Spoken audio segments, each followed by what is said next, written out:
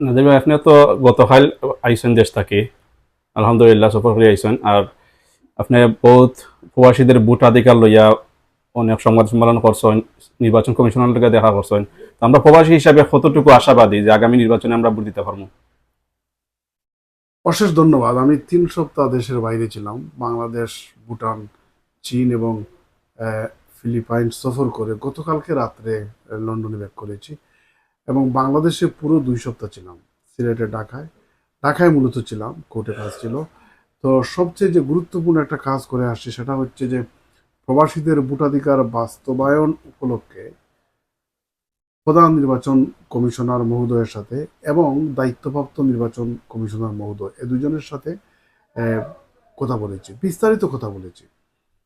প্রবাসী ভোটাধিকার বাস্তবায়ন পরিষদ ইউকের পক্ষ থেকে আমরা একটা ডেলিগেশন দেখা করি প্রধান নির্বাচন কমিশনারের সাথে এবং ঘণ্টাব্যাপী তার সাথে আলোচনা করি প্রবাসীদের ভোটাধিকারের ব্যাপারে।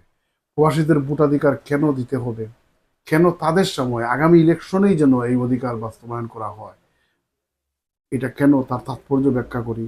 আমাদের কোটা প্রধান নির্বাচন কমিশনার মহোদয় অত্যন্ত ধৈর্য সহকারে শুনেন এবং তারা এ পর্যন্ত কি অগ্রগতি করেছেন বা কি কি করেছেন তারও একটা সামারি তারা আমাদেরকে বলেন।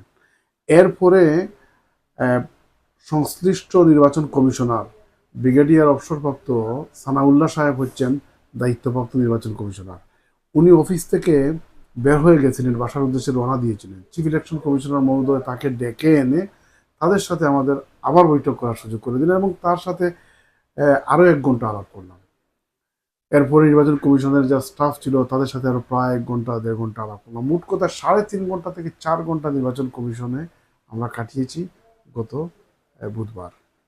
এবং অত্যন্ত সৌহার্দ্যপূর্ণ পরিবেশে কথা বলেছি এবং তারা আমাদের কথা শুনেছেন এবং আমরা আমাদের সংগঠনের পক্ষ থেকে মেমোরেন্ডাম প্রধান নির্বাচন কমিশনার মহোদয়ের কাছে সরাসরি আমরা হস্তান্তর করি।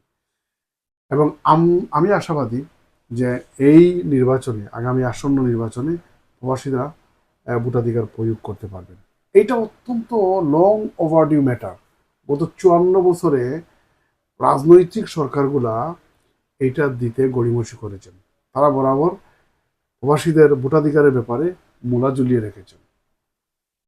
এই সরকার, এই সরকারের অধীনে নির্বাচন কমিশনার যদি না করেন তাহলে সম্ভবত আমাদের জীবদ্দশায় ভোটাধিকার আমরা প্রয়োগ করতে পারবো না প্রবাস থেকে। সুতরাং আমরা শক্ত করে যতটুকু বলার বুঝিয়ে বলেছি, যুক্তি দিয়ে বলেছি, উদাহরণ সহ, এক্সাম্পল সহ বলেছি।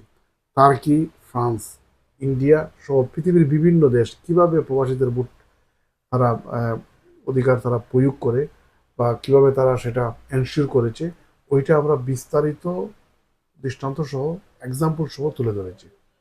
এবং তারা বলেছেন যে এটা তারা কমিটেড এবং দৃঢ় প্রতিজ্ঞ। প্রধান নির্বাচন কমিশনার দৃঢ় প্রতিজ্ঞ, আহ, নির্বাচন কমিশনার বৃন্দ দৃঢ় প্রতিজ্ঞ, প্রধান উপদেষ্টা লন্ডনে বলেছেন যে I will do it, we will do it. তো আমি তো কোনো বাধা দেখি না। এই ছাড়াও নির্বাচন কমিশনের রিফর্ম কমিশন, নির্বাচন রিফর্ম কমিশনের প্রধান বদিল আলম সাহেব, ডক্টর বদিল আলম মজুমদার সাহেবের সাথে 2বার দেখা করেছি এবং সংবিধান সংস্কার কমিশনের প্রধান এবং জাতীয় ঐক্যমত কমিশনের সহসভাপতি ডক্টর আলী রিয়াজ সাহেবের সাথে দেখা হয়েছে। মোট কথা যতটুকু যেভাবে কথা বলার দরকার আমরা কথা বলেছি। বিশেষ করে প্রধান নির্বাচন কমিশনার মহোদয়ের সাথে বৈঠক অত্যন্ত ফলপ্রসূ হয়েছে এবং আমি দৃঢ় বিশ্বাস রাখতে চাই, আমি ফুলি কনফিডেন্ট যে আগামী নির্বাচনে প্রবাসীরা ভোট দিতে পারবে।